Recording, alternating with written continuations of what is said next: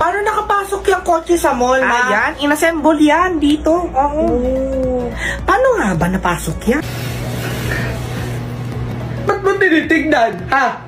Papalit mo na ba ako? Hindi kita papalit. Uy, alam, may nag-awal ng jowa. Selos ata kasi babae. Hindi nungaling ka, nakita ko yung mata mo. Hoy, Carl, tumayo ka dyan. Hindi ka nakakatuwa. Hala, ang daming tao. Okay, focus.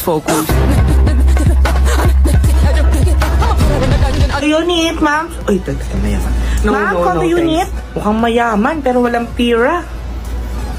Hindi mo ka mahirap yan eh. Lah, di ako binigyan ng brochure Wait lang. Pabili nga kondo. Sorry po ulit, ma'am. Sorry. Tangina nyo, nagbe-base kayo sa looks, ha? Halang kitang aso. Hindi mo pahawa? Wala ang baho. Ow! Sakit.